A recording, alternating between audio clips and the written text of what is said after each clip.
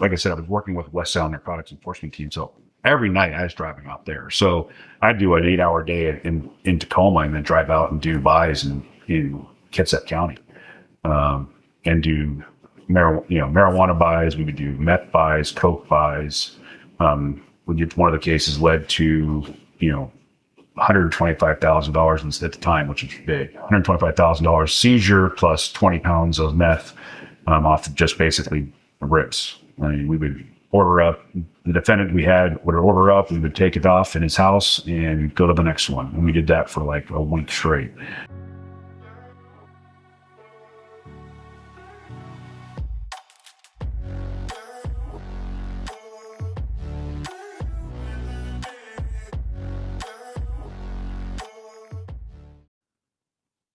Okay.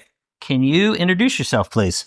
Yeah, my name's Kevin Wetteland. I've been with the federal government for about 31 years. Been a special agent with the Drug Enforcement Administration for about 26 years. And I was 5 years with U.S. Customs before that. Okay. And Kevin, can you talk a little bit about growing up, where you grew up, what kind of hobbies you had or whatever else? And was there anything growing up that led you to law enforcement? Pretty much growing up, I separated families. Lived half part-time with my mom. Growing up, part-time with my dad through the later half of my high school and in college time. I played intercollegiate sports with a swimmer, water polo player. Did a lot of camping and stuff with my dad. It's water skiing, snow skiing, that kind of stuff. Growing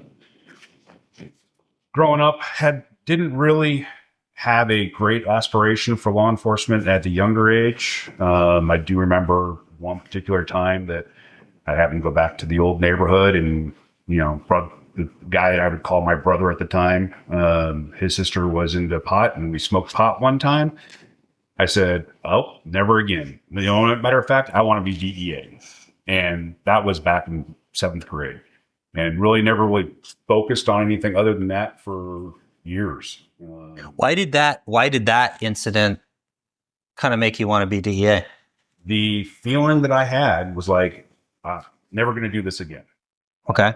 This was horrible.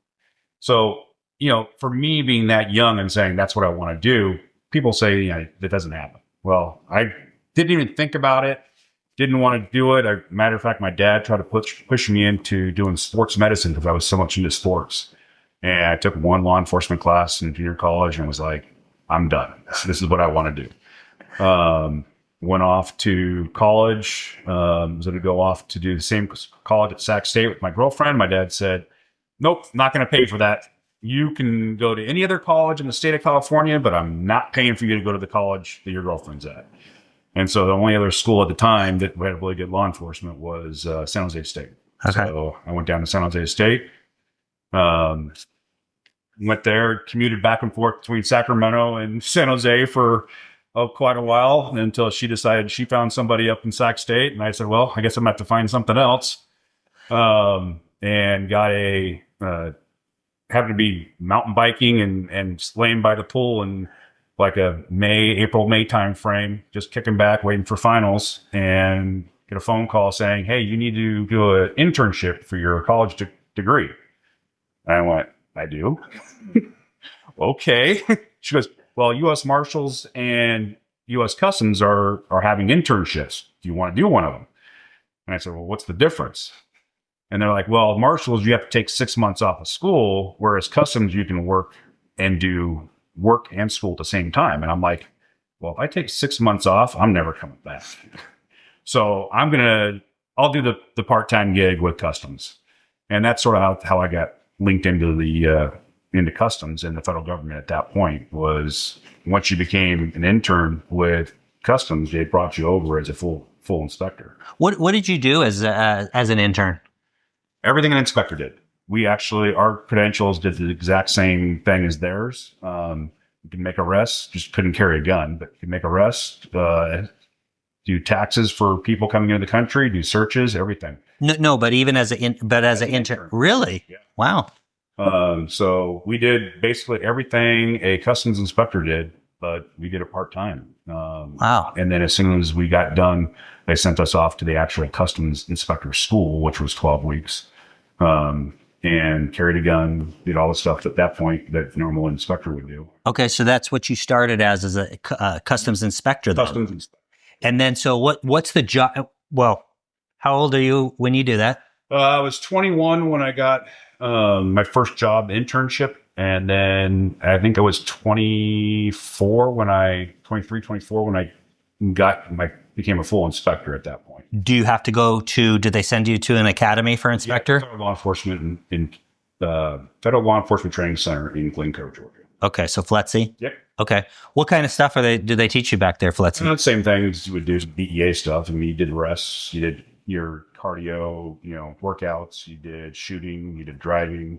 Everything that you would normally do for law enforcement, you did. It was a 12-week instead of a 17-week type of class. Okay. And as an inspector, what kind of jobs are you doing and where are you stationed? I was stationed in San Francisco. So we were doing vessel searches, cargo searches at airports.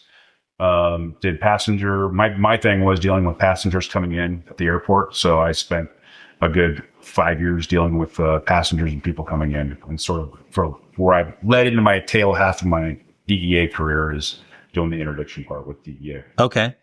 So you start doing interdiction, and that's what kind of leads you into DEA? I started doing interdiction, met a girl who was a customs agent, started looking at them going, well, they get to go out and they get to arrest people. They get to drive do other things. And I said, well, that's not what I can do. Unfortunately, with the hiring practices back in the late 90s, if you were a white male, you weren't very looked upon very well. You didn't have the benefit. So I, sent out 2,000 applications to everything: Customs, DEA, U.S. Department of Transportation, Social Security Administration, Small Business Administration, you name it. I did the gamut, trying to find a job, an 1811 job for law enforcement. So what's the difference? Can you explain to the listeners and the audience, the viewers, what's the difference between what you were doing as an inspector versus 1811, a special agent job with Customs? A special agent job, you're basically doing a job. So you have a smuggler, you're buying drugs, and you're doing stuff to follow up the investigation. Whereas Customs inspectors, you're pretty much at the source. You're taking the drugs off and then you're handing it to the investigators, and they would follow it up. So they would do the follow-up work. They would do the interviews. They would do any kind of undercover operations that followed up, the controlled delivery, any of that kind of stuff. They would do the follow-up on. And I was like, I sort of want to do that. I don't want to, sit here and just be the person that catches the guys and then lets them go to someone else and have them do all the fun. And, it was one of those things. I'm like, okay, that sounds cool. And when I sent the letters out and I finally got picked up by DEA, Customs came back and said, hey, let's interview you. I'm like, okay, let's get interviewed. And so I went through the interview process, and the resident agent in charge at the airport goes, if you weren't a white male, you probably have a better shot. I'm like, okay, well, I'll still go through the interview process. And I went through the SAC down there and did the sit down through the interview. And they go, oh yeah, we'll give you a job in Laredo in a GS7. And I went, well, currently I'm a GS11 with Customs inspector, and you're going to give me a GS7? And at the time, Customs agents were only journeyman 12s. So I'm like, that seems like I'm going backwards instead of forwards. And can you explain again, what does a journeyman mean in the federal government? In the federal government, it's where you top out on your, what they call general scales. So most agencies will start you out, whether it's a 7, 5, 11, 9 in the beginning, and then you work your way up. Usually, depending on how you progress, you can do a quality step increase, which gives you a little extra bump, and then you get your skip. So typically, your journeyman level is set by your agency. So for DEA, it was a journeyman 13, but when I did it, and when you did it, you had to compete for it. It basically send what cases you had. You got to get it approved. It went through all the, look-ats by the chief of inspections and everything else to make sure everything was good. Now it's pretty much, you're guaranteed the 13, your journeyman level. There's no qualification. There's no, hey, you need to sit back and do a 12 for 2 more years. And then we'll look at your cases at that time. It's pretty much now it's given to you. Curious, what Right now, when it's given to you, how long typically are you at 12 before you're 13? 3 years. So Okay. you're basically, depending on, some people come in already in the government like I was. They'll come in as a 9 or 11. The DEA, unfortunately, DEA is one of the lower hiring people, and they'll bring you in as a 7.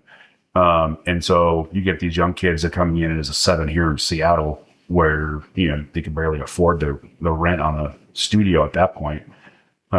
Do 7, then they'll go to a 9, then they'll do 11, and then do 3 years at 12, and then they're given basically at the 13 right after that. Okay.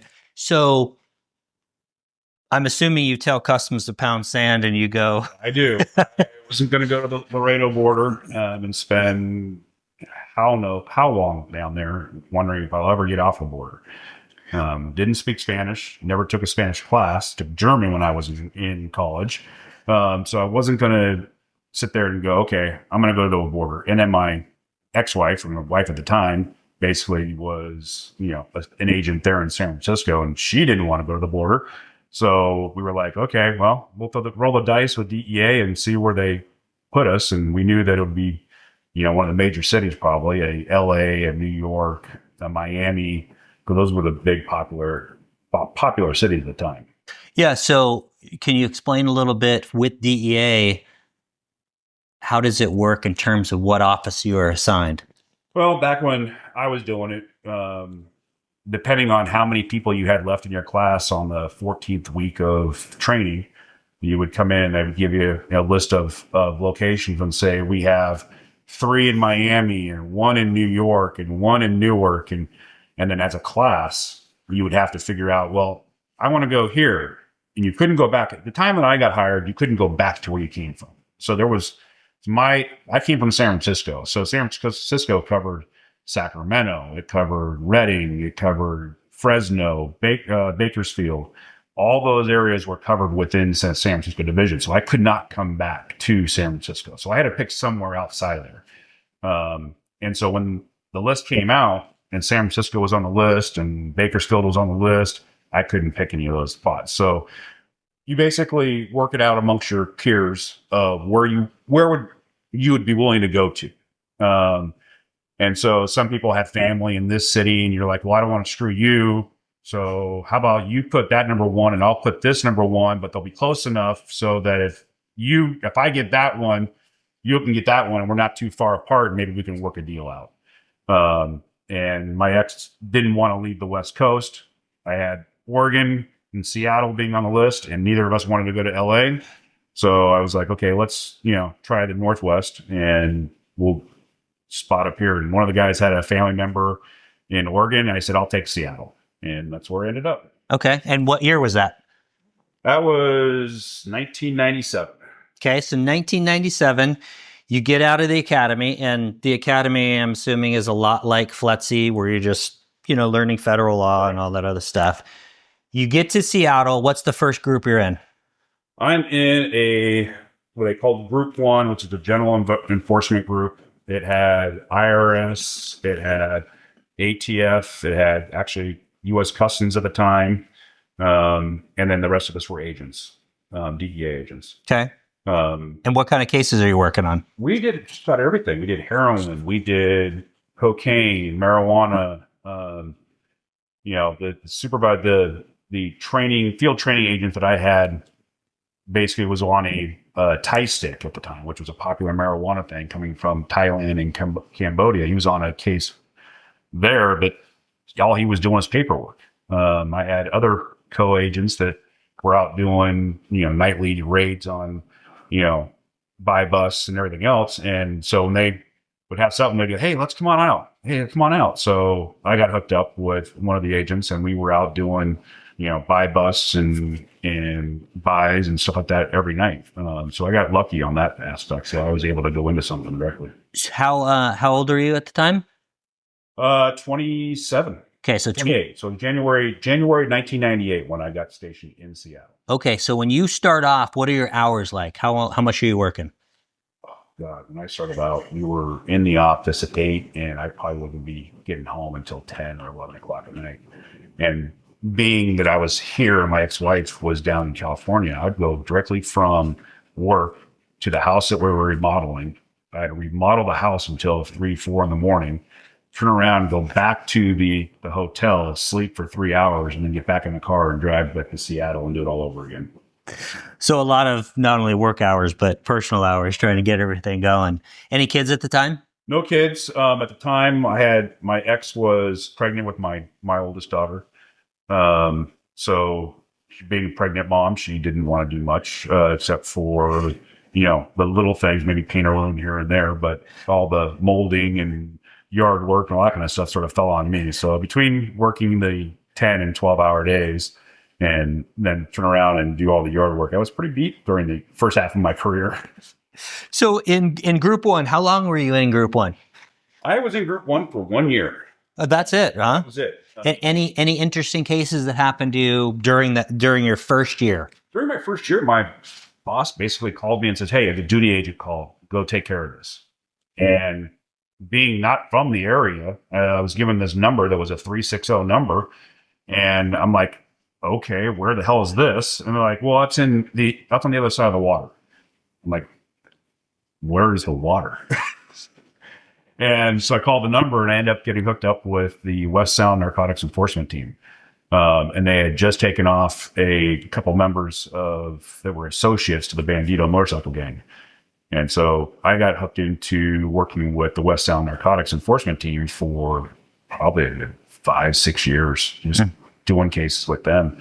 But that offshoot of the first case ended up into taking off 3 members of the Banditos and basically shutting down a good portion of the meth traffic in Bremerton for a good year and a half. So it was pretty good. How many defendants in that case? In that case, we ended up doing a wiretap case. I think we took off 30 defendants in that case, and 3 of which were Banditos. Huh. Okay. So you're in group one for a year. What happens? Why do you get transferred? A lot of things happened at the time. I mean, the groups not only had people leaving to go to Puerto Rico because Puerto Rico was being plussed up. You had people that wanted to go to, I think one guy went to LA.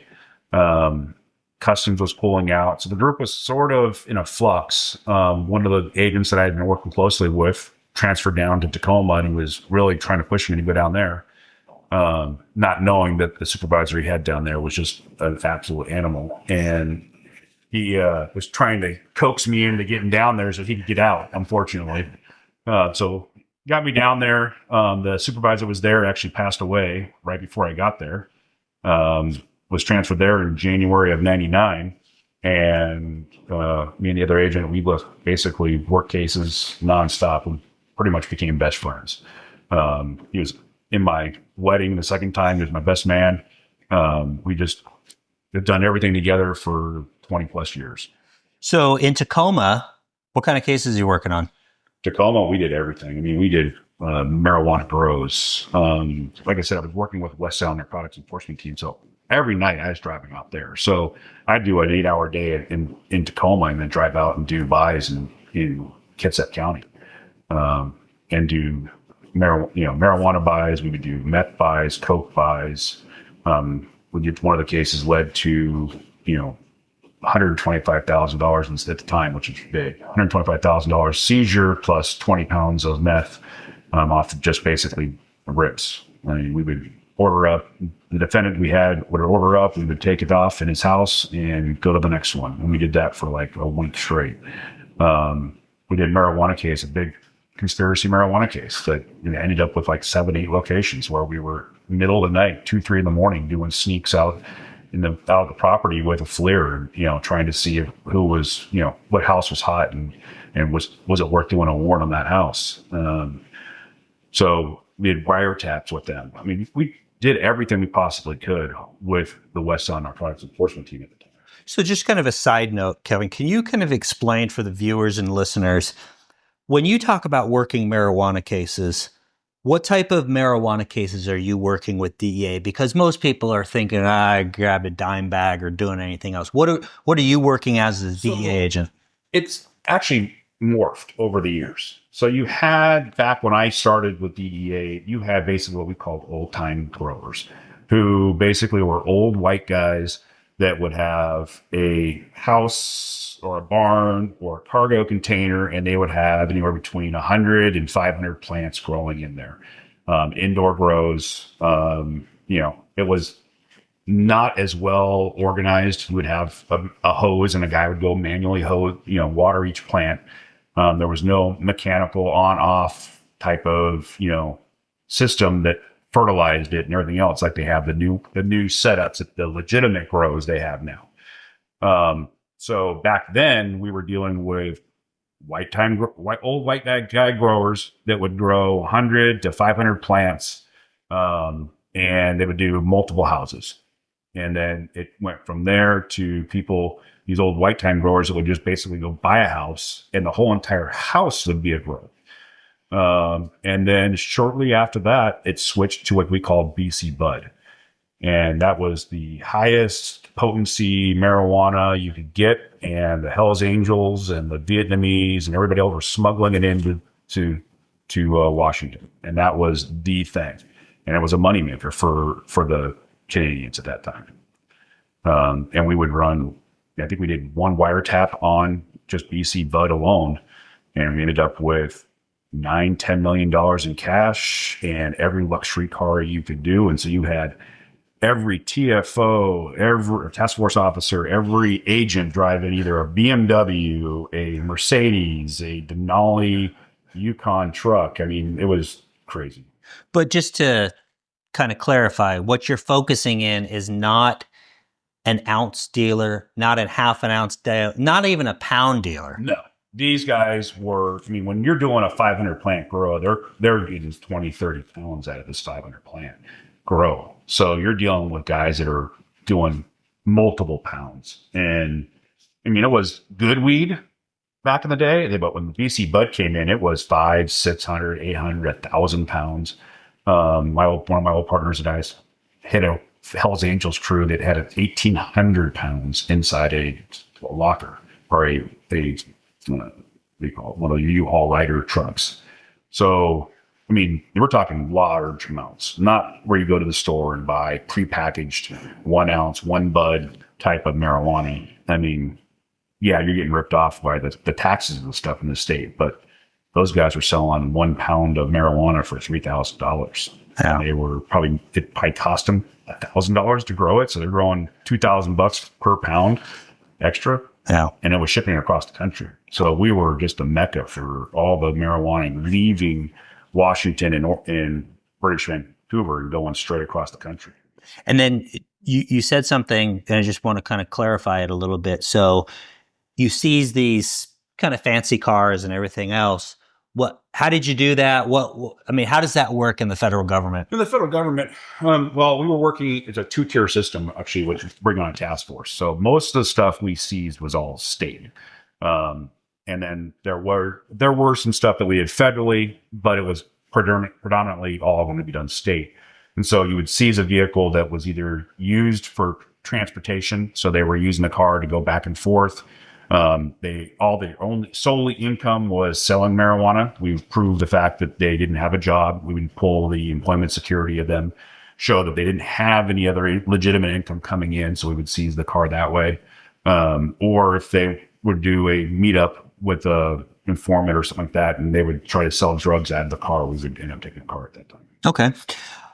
All right. So you're in Tacoma, you're working on cases. Any other interesting cases that you're working on that kind of... Well, we did one of the first large-scale meth lab cases at that time.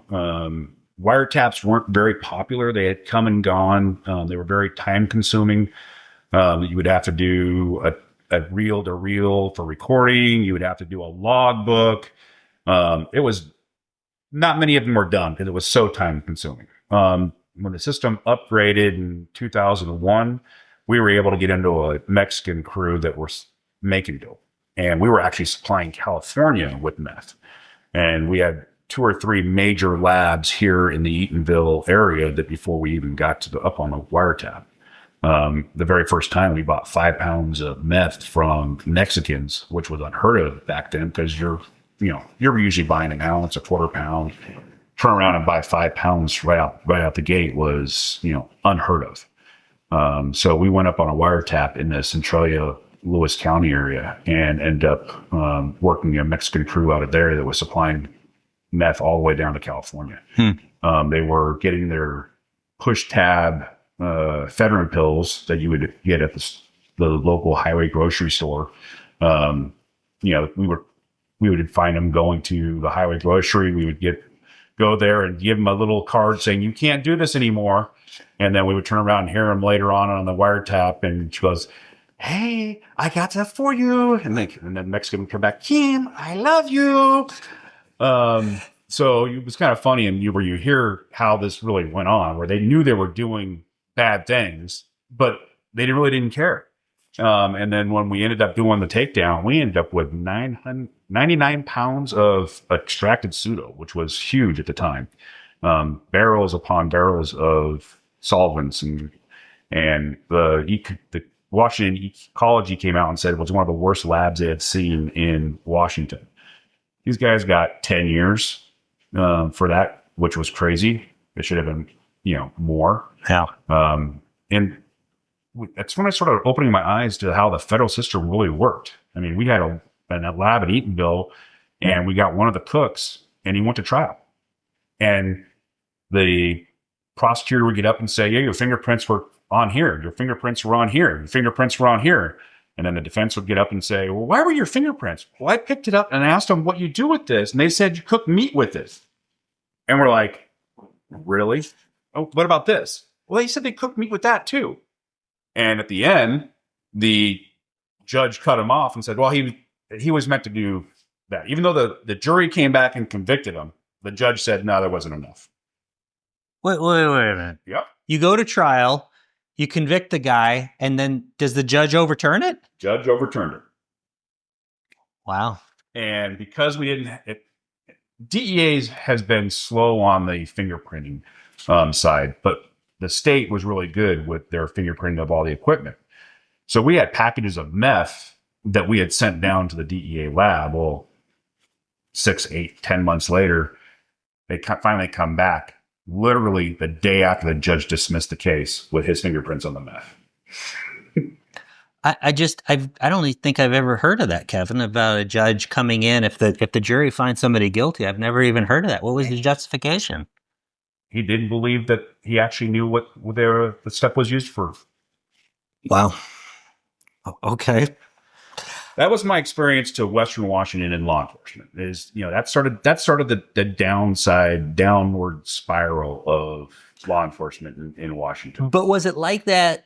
Was it like that in the beginning when you started? No, not at all. So when you start to see a change, about what year do you think that is? I'm going to say 2005, 6 timeframe. Okay.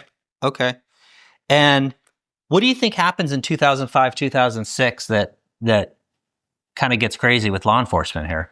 They didn't like the sentences that people were getting. People were getting 2 pounds of meth and they were getting 10 years, and they didn't like the automatic mandatory minimums. And so that's when the judges started complaining about it. And that's when Congress went back and I think it was in 2008 when Obama turned it over and said no more minimum mandatories. Yeah. And for just a side note for the viewers and listeners, one of the episodes that hasn't been released yet is with, it will be by the time this interview is out.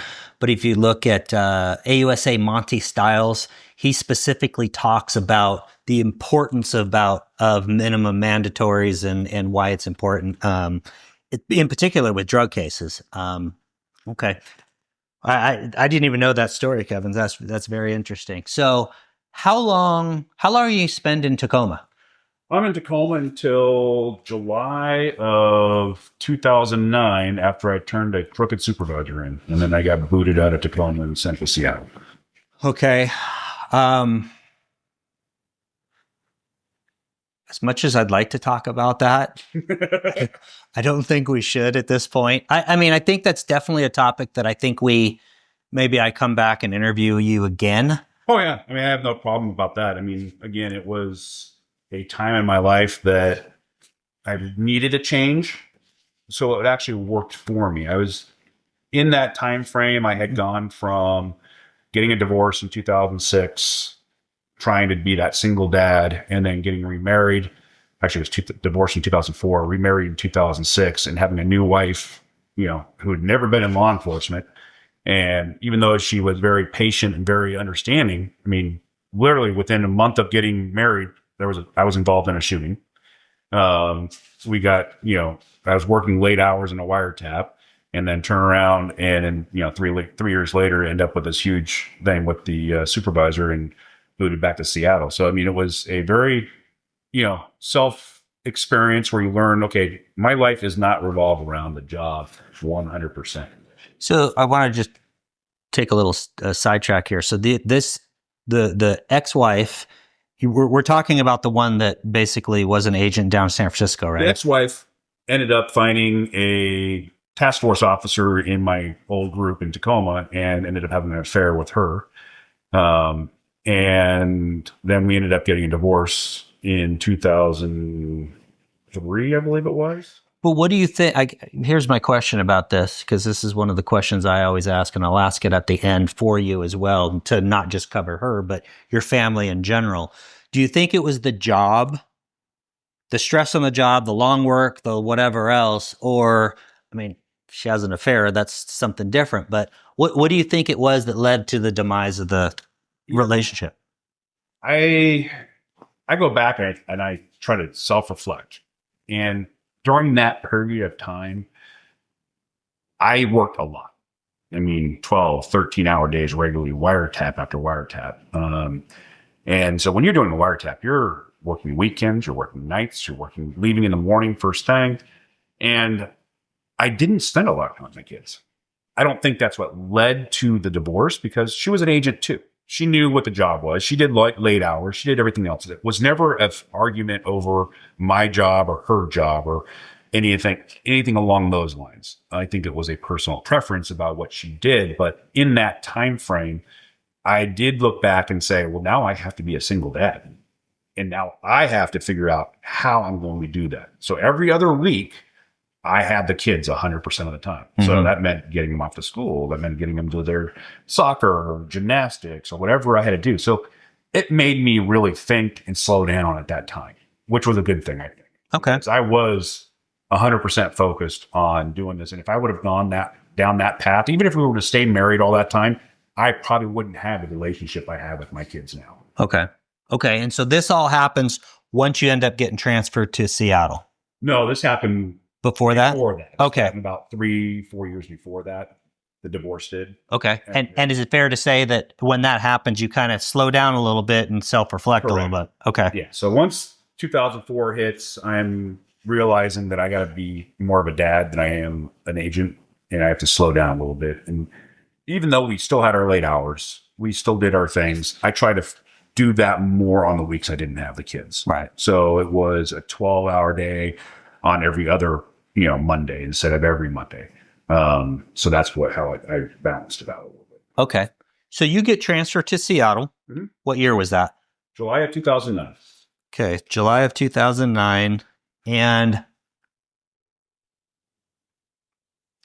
was that a choice that you made, or was it made for you? It was made for me. Okay. I had a disagreement. Actually, my old partner and I had a disagreement with one of the agents who was very good friends with one of the supervisors that I ended up turning in, who basically called a meeting with the assistant special agent in charge in Seattle. And that was in December of 2008. And at the end of the meeting, I looked at my partner and I said, one of us is being transferred. Okay. And shortly thereafter, the memo came out that spring saying I was number one. Okay. So you go to Seattle. And what group are you in Seattle then? I went to 3 different groups in Seattle. So I started out with what was like a no-death group. And I was 2009. So I had 10 years on with DEA, 12 years on with DEA. And there was an agent there that had 7 years on, and he was trying to push everybody around. And I had a branding supervisor, literally branding supervisor, who came in, and I said, look, dude, I can't have him trying to tell me how to do the job. Well, that didn't last very long. So I was then moved to a different group with a bunch of other senior agents that, we all had basically the same same experience and same years on. And that group sort of dismantled and went away shortly after anyway. So it was a good move on my part. Okay. So around 2009, when you head back to Seattle, what kind of cases are you working on? I got hooked up with a guy and we started doing outdoor marijuana grow cases. So it went back to the old thing. We had some Mexicans that were growing marijuana outdoors. And these were, they would go up and they'd camp out in the woods. They would dig holes in the ground and they'd find a stream and bring water from the stream all the way down to where they grow marijuana. And they would have 1,000 plants, an acre of plants in an area. And they would have 2 or 3 or 4 of them. And then they would have basically a runner that would come at night and drop off food to all these places. So that was my induction into the next group. Is I started hooking up with these guys, and we ended up going to Idaho. We ended up in Oregon, in Eastern Washington, doing all these U.S. forestry lands and the BLM lands, looking at different marijuana grows. So I'm curious, and I can't remember when. I knew the proposition at one point, but anyway, when marijuana finally gets legalized in Washington, do you notice a change in what's happening in terms of the outdoor grows? Everything pretty much stayed the same, even with the legalization, because the legalization taxed it so much. They could only buy so much. It's still the same way at this very moment. The Asians have just come in and taken over the market for the illegal side. Okay, can you explain that? So in the beginning, it was the Mexican cartels. They would do, what took it away from the white guys, took it away from the BC Bud for the Asians coming in with the Hells Angels. And they said, well, we're going to grow marijuana here because it's legal. So none of the state wasn't really enforcing it. So only the feds were enforcing it. And so the Mexican cartels came up and they started putting all these Mexican growers in different places. And they would start establishing these grows. Well, then the U.S. Forestry said, grow marijuana outdoors, bad, bad, bad. And we went and stopped them all. And they started doing the outdoor eradication where we would fly with a helicopter and pull it out, on the hillside. And from that point, it was, okay, we're not going to, the outdoor grows disappeared. And then the Asians came basically from China and basically came over and started growing marijuana in houses. They'd buy a house for cash. And, now you have a $300,000, $400,000 house that was just bought on cash, and they would set up an entire indoor marijuana grow. And just like you would find in a commercial warehouse where you would have automatic fertilizers, automatic hydroponic systems that set up where they got water at a certain time. They had buckets and buckets of chemicals that, they'd have for fertilizers that was specific for marijuana growing. Light systems have evolved over the time. They went from these huge, ginormous hoods and a big old light that just would shine down on one to rotating on a schedule, on a chain, to little ballasts and little lights that were over 5 or 6 plants each of them. They would have 15 of them in one room. So that the last one we just did was LED lighting. And, you would have less heat in the LED, so the houses wouldn't pull as much electricity. So they're even harder to find. But the neighbors turn them in. We have, an Asian guy that moves in, doesn't stay there, just comes and goes, and it smells like marijuana. So they, you still can't get around the smell and then the frequent in and outs that you would have on a normal person having a house where you're, a daily worker, where you're going and you show up at 5 o'clock every day. You go to work at 6 a.m. You have, the yards are maintained and all that kind of stuff. In some of these neighborhoods, they're golf course neighborhoods, but yet the grass was, 18 inches tall. And you're like, well, why is this? And you could just drive down the road and say, well, that one is a grow, that one's a grow, and that one's a grow, just because the way the yards looked. Because most people who live in gated communities on a golf course are going to take care of their yards. They're going to have, the homeowner association is going to be on top of them. Well, when you have them not responding, or I don't speak English, no one ever enforces it. So you ended up with more grows. And so we ended up with Asian grow after Asian grow. And that went, I would say, 2014, 13, all the way until now. and where you have an Asian cartel that comes in and basically buys a whole bunch of houses cash. They'll set up a grow, and they all make a deal with the tender that if they tend 3 harvests, they can keep the house. And so these guys think they're going to get the houses, and what's happening is they're either being condemned because there's so much black mold and everything else that's in the house. They're getting busted by law enforcement and seized, so they don't get it. But or the U.S. Attorney's Office won't arrest them because, well, they're just slaves coming over from China. Okay, so I want to ask you about that in a second, but I want to get back to something you just said about the black mold and everything else. So these guys they come in, they buy cash for the houses, and I'm assuming they'll go for a certain time. Do they just abandon the house? Walk away from it. Yeah. Let the bank, they'll let, if there is any kind of mortgage on it, they'll let the bank take it over a lot of times, or they'll just leave it. And it just will turn to an abandoned house and just be mold infested and horrible. Okay. So now getting back to the U.S. Attorney's Office, in the beginning, you could clearly, even if it was marijuana, if you met a certain threshold, the U.S. Attorney's Office would prosecute it. At what point, and I'm assuming this is the case now, did the U.S. Attorney just decide we're not prosecuting any more marijuana cases? It's not just marijuana. It's just about everything. Okay. But I would say 2016, 17, they basically said it's a state problem. And if the state can't correct their problem, we're not going to deal with it. Okay, so talk about the other drugs then. Talk about the harder drugs that they're not prosecuting. The harder drugs. I mean, we used to have a list. It said 2 pounds of meth got you 10 years. We had 250 grams of heroin got you 5 to 20 years. You had 100 plants got you X amount of years. You got 500 plants got you 10 years. And it was a list. So you knew, you had a guideline of where you would go. So if you knew that you had a crook and he said he could do a pound, you wanted to get him to 2 pounds. It's because you knew what your sentencing was going to be. And a lot of times when these guys got arrested, they cooperated. They told you, yep, my dealer is here, or the stash is over here. And then they would help themselves out, and we would get more drugs off the road or off the street.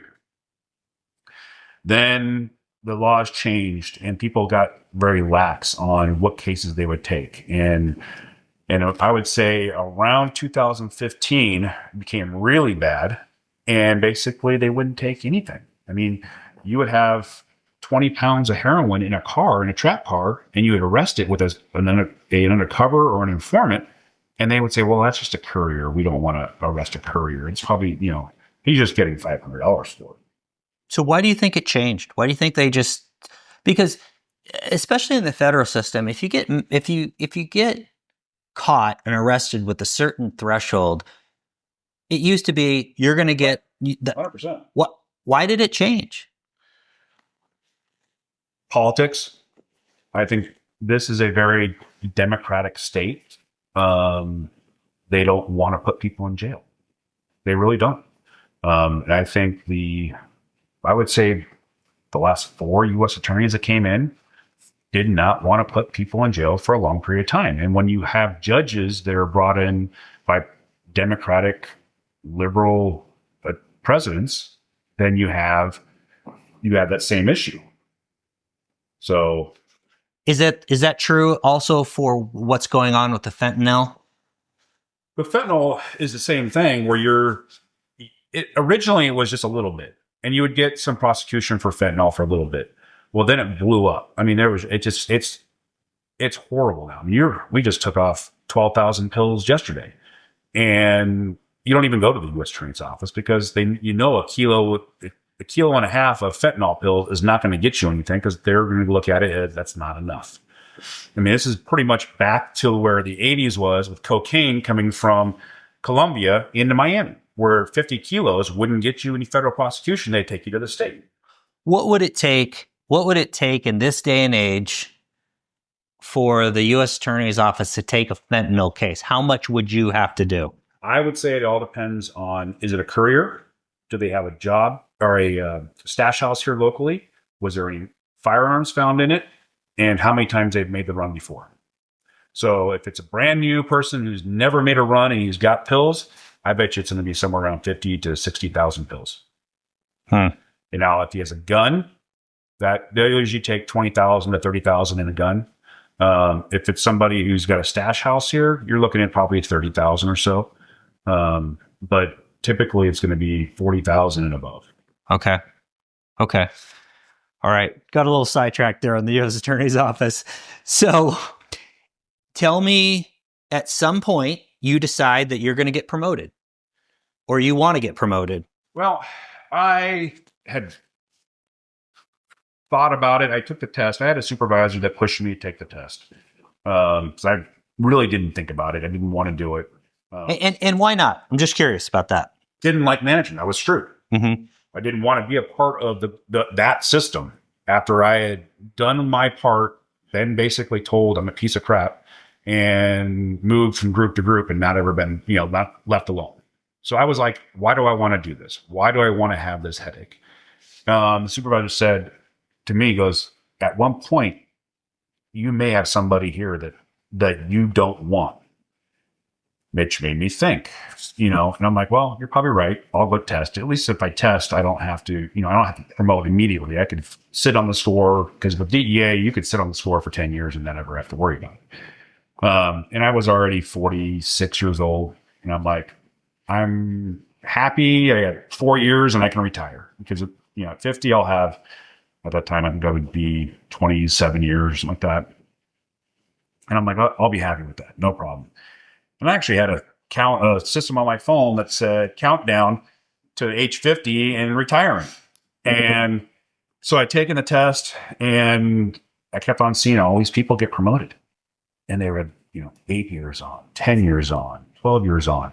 I had a guy come in who had 12 years on or 15 years on, but he'd been overseas for 6 years. He just didn't have the skills to be an agent. He couldn't out and tell people what to do.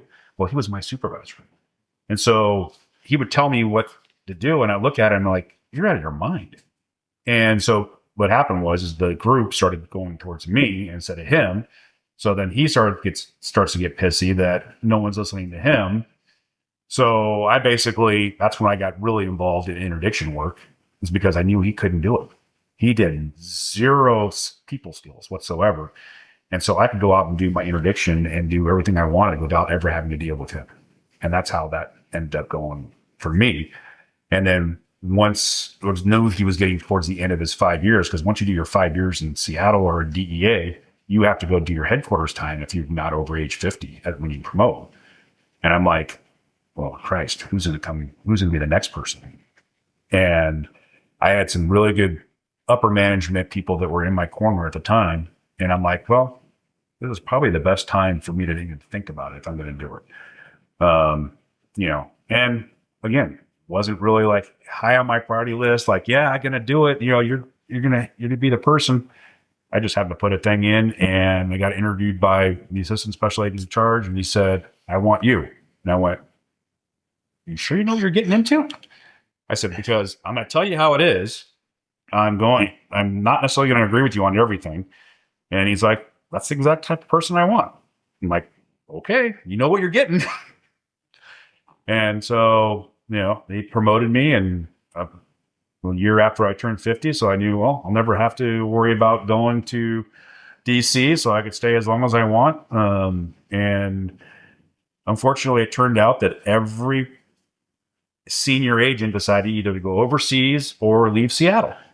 So what happened is I got stuck with every brand new agent under the sun. And now it's like you're in kindergarten and you're trying to wrangle all these cats together to tell them how to do things. And you're like, now I know what my old supervisor said about herding cats, because this is exactly the same way.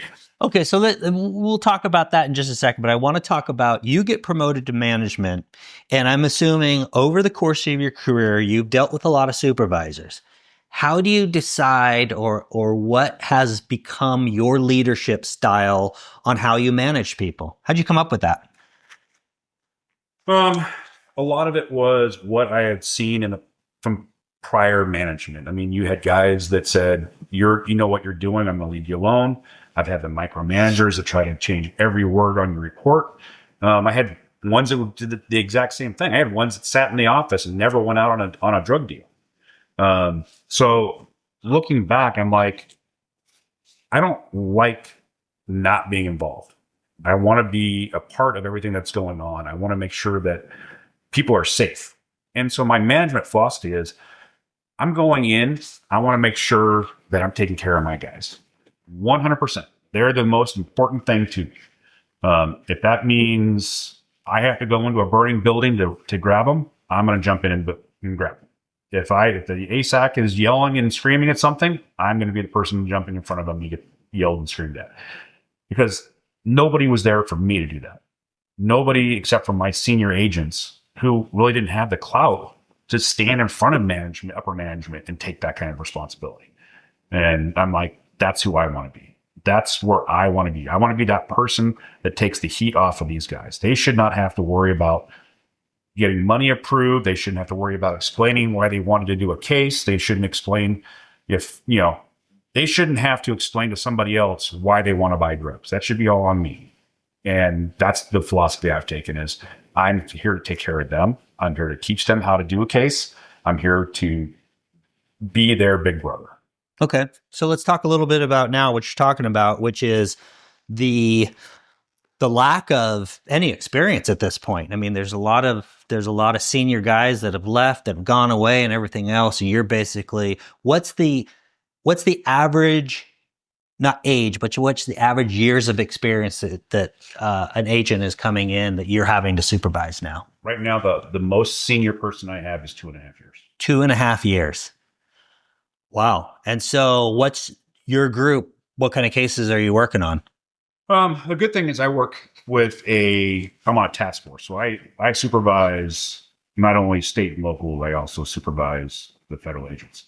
So I have a bunch of cops that have been cops for years. So they know how to do the job. They know how to buy drugs. They know how to do surveillance.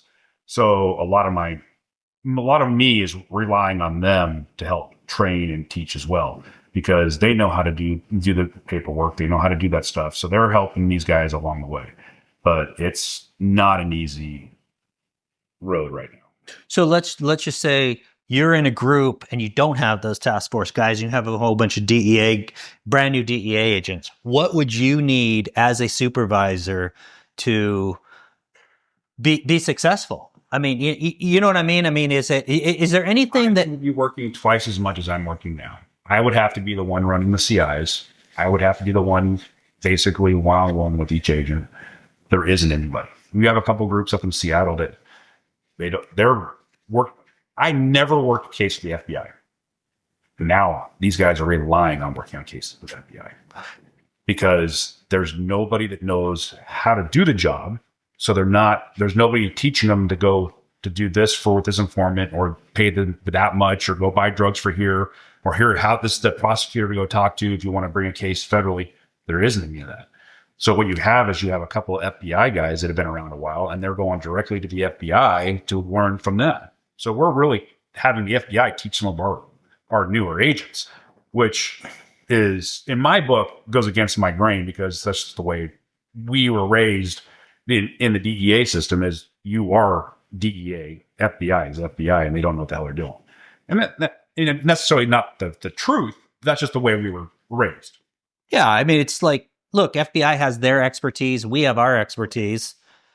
So is there anything that you could see that DEA headquarters could give you out in the field that would help you at all in this situation where you have a whole bunch of inexperienced? I think it's beyond that because right now the politics are so bad, nobody wants to come to Seattle. The cost of living is so expensive in this area that no one wants to come to Seattle. So you're not getting anybody from the Midwest, from the South, anywhere like that have been on the job well because it costs too much money to live up here. I think that's sort of goes back to the early 80s, late 80s, where they were mandatorily transferring agents to different locations. And then, one of my old partners came into the office one day, and the next thing he knew, he was being transferred to Sacramento. So, I mean, that's what happened early on. It almost needs to happen start happening again. The problem is you're going to end up with people with families and wives that have careers and everything else that if you take a wife who's a doctor in Kansas City and now you're saying, oh yeah, by the way, now you're going to go to San Francisco, you split the family up because there's no guarantee that wife is going to have a job, the same thing up here, and they can't afford to live on an agent salary up here in Washington. Yeah, but yet the real problem is a lack of experienced agents or experienced people kind of mentoring the younger agents. Well, we have the issue with lack of experience just across the board because in the early 90s, we had a huge hiring push. Well, I think they just came out and said over half of our agency could retire today. Okay, well, that means half of our agency is brand new.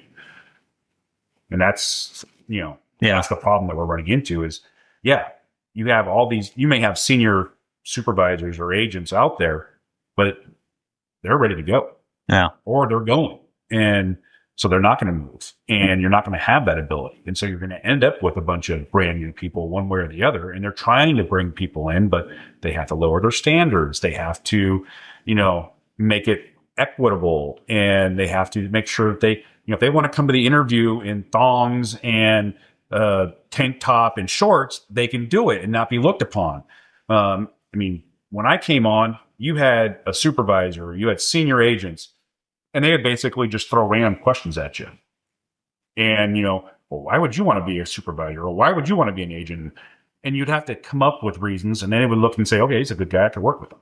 Now you're given a script, and you may have to read off the script and say, okay, the answer was okay, but you don't get to grade it.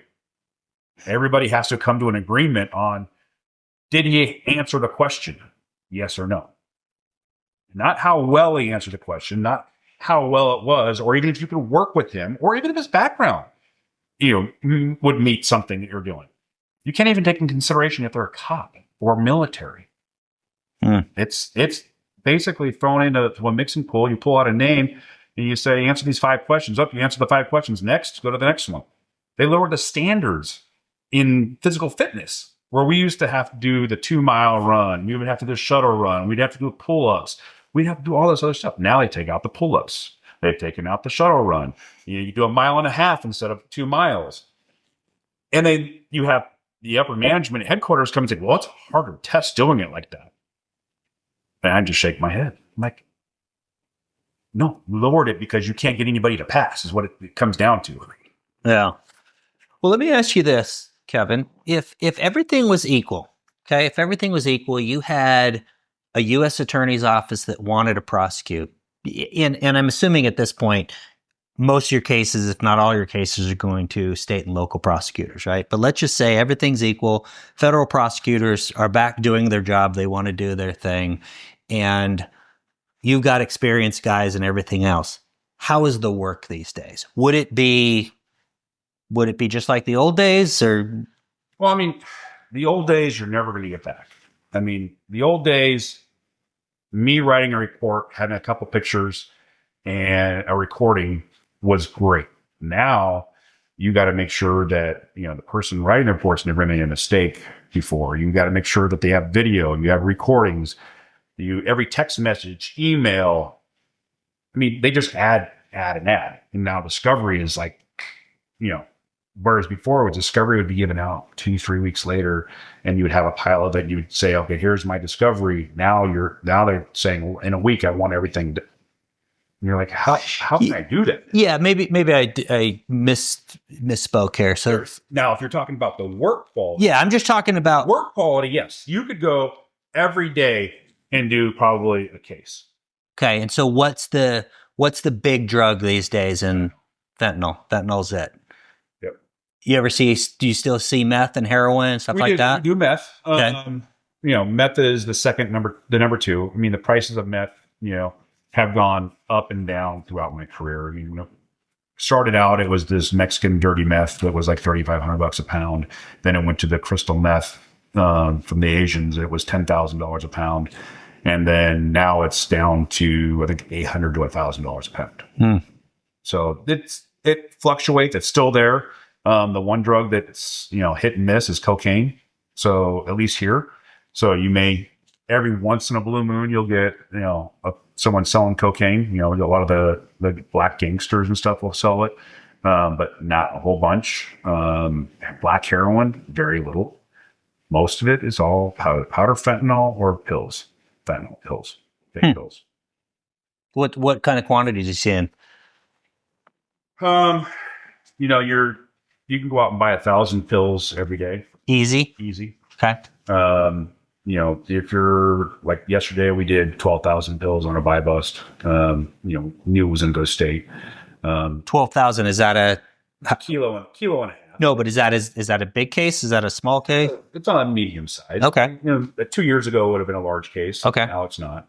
I think it was 2 weeks ago they got 66,000 pills. Wow. And then they got 28,000 pills. And then, 3 weeks before that, we got 44,000 pills. So the pills are there. There's lots of pills. It's just you're not getting the prosecution for it. And, yeah. And in a way, I don't blame the guys for not pushing it because, we'll talk to the U.S. Attorney's Office. We'll, being a manager, you can have that one-on-one with the other managers with the U.S. Attorney's Office and figure out where they stand on this. But after you start going through all the, you want this, you want that, it's so much easier just to say, you know what, I'm going to take you state. Yeah. It really is. It became, U.S. Attorney's Office was the gable. You would go there, they would get hammered, you'd throw your federal badge out there, and they would get panicked. Now you throw your federal badge out there, they laugh at you.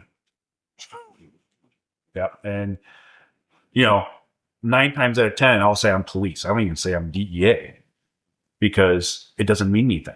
The only thing that means anything to them is police. I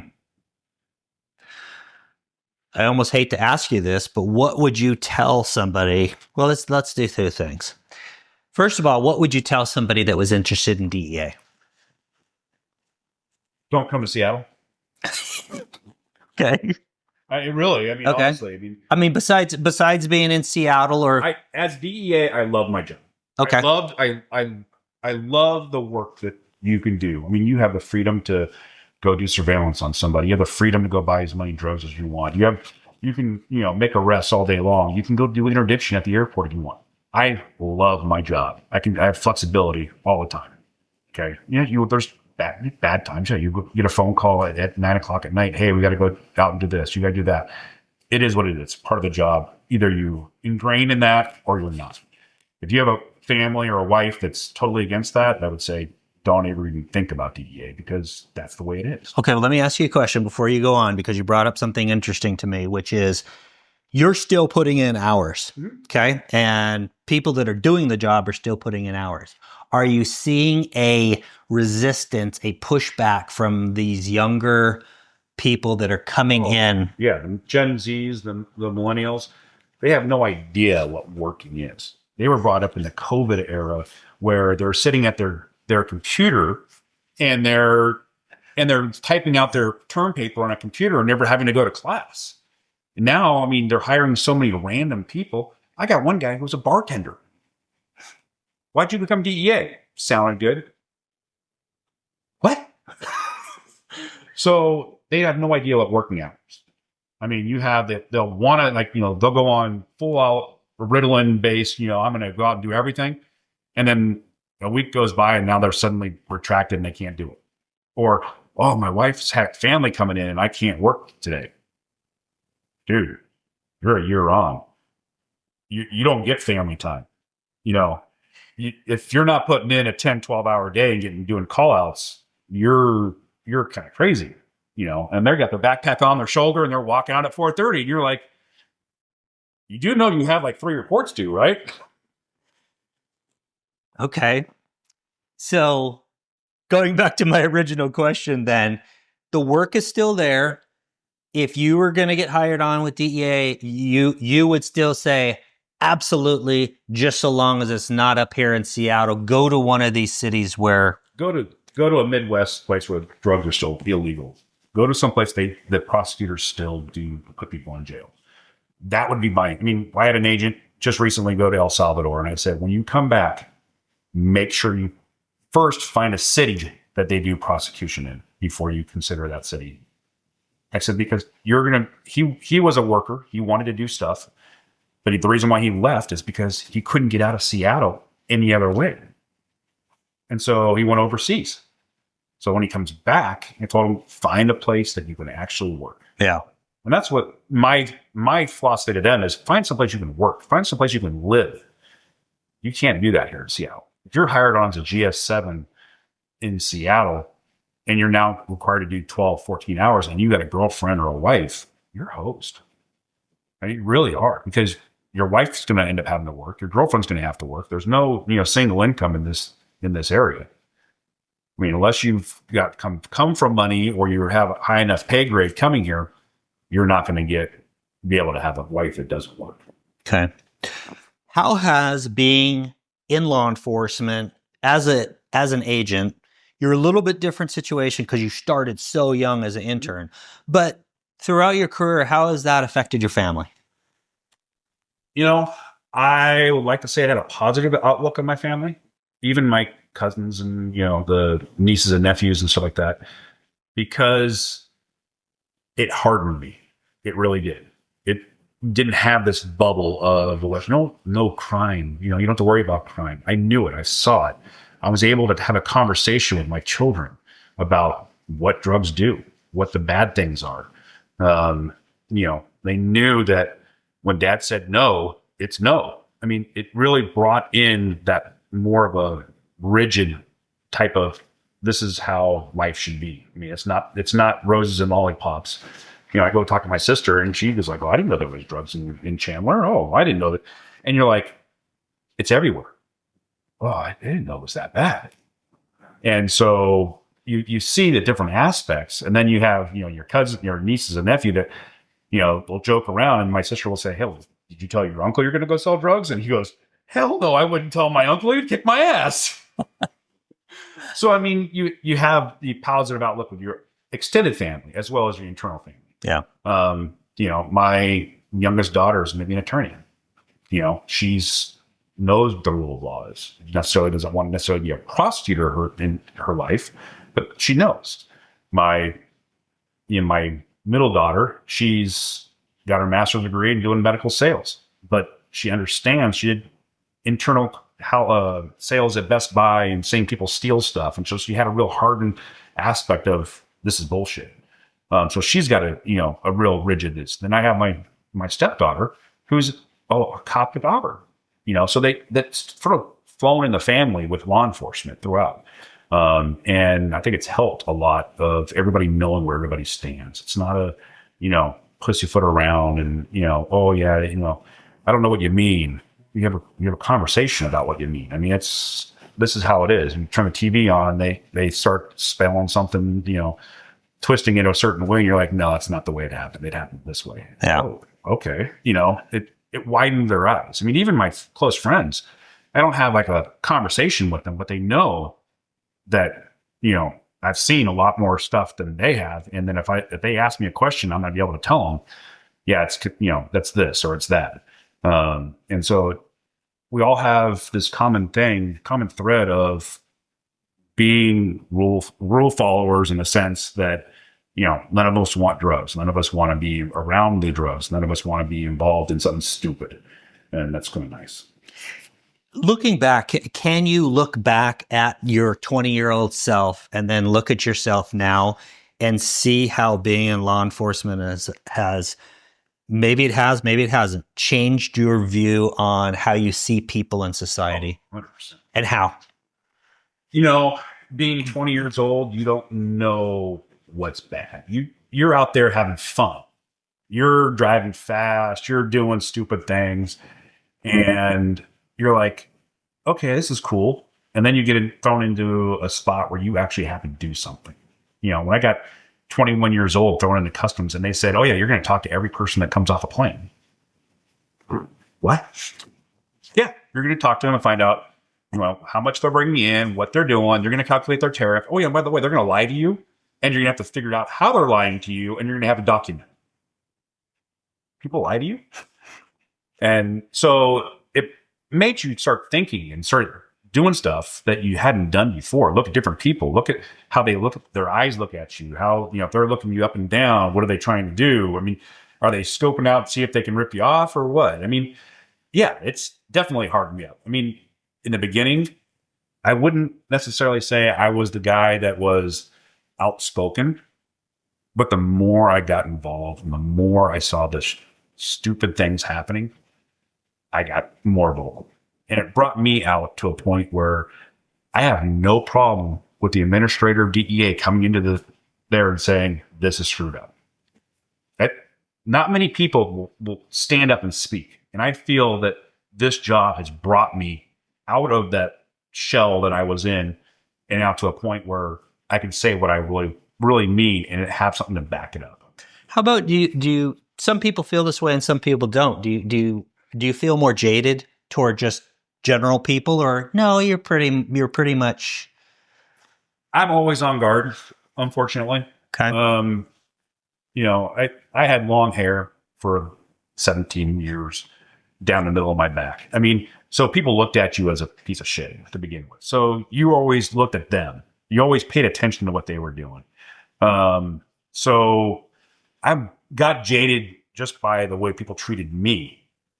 And then the more I got lied to, the more I got, that I realized I was getting lied to and schooled, got you more jaded. So yes, it's gotten me more and more jaded over the time, to the point where you'll see a carload of, kids along with their dope dealing dad and their mom bringing up 20 kilos. And you're like, go catch a ride somewhere. Go on.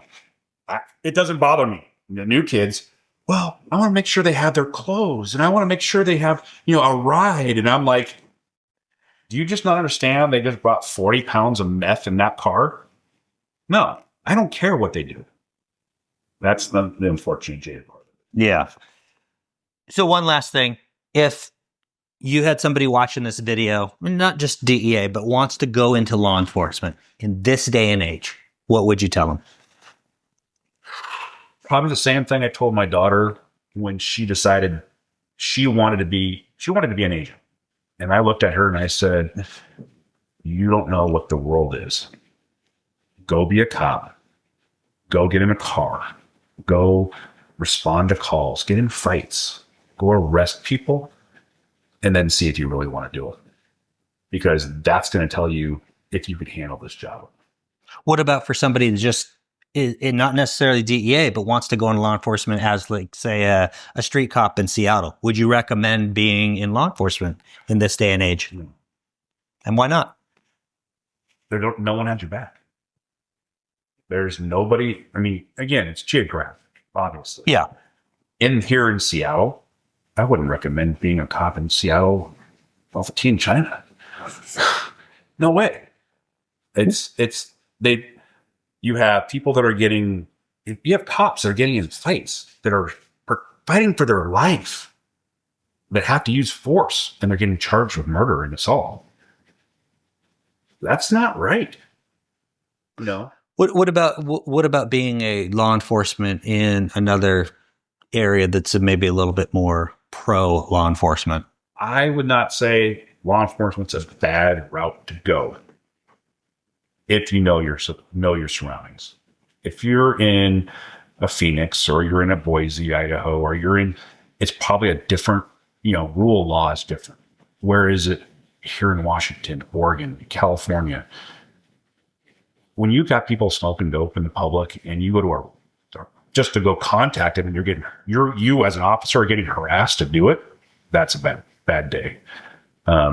You basically in the state of Washington, if you don't want to pull over for a cop pulling you over for doing 10 over, you don't have to pull over. And most people don't know that. And most people don't know that as a general rule, state of Washington and Oregon, for the most part, it pretty much legalized everything. Yeah. And it's not just here. You have Chicago, you have New York, you have some of the other Atlantas, the areas that are more populated that have little liberal way of life. They're allowed to do that kind of stuff. Again, law enforcement is not meant for Washington. Now, will the pendulum swing back? There's a possibility once it gets so out of control that it becomes the purge. and people are going out, and you're going to have vigilantism all over again, because you're going to have guys that are getting their catalytic converters stolen or breaking into their house, and they're going to shoot them. They're going to beat the hell out of them. It's going to happen. It's just a matter of what point are we going to be at that stage, because now you're going to have people protecting their stuff, getting put in jail. Is that going to make the public happy? Probably not. But that's the route that I think they're going. Yeah. Kevin, thank you very much. Yep.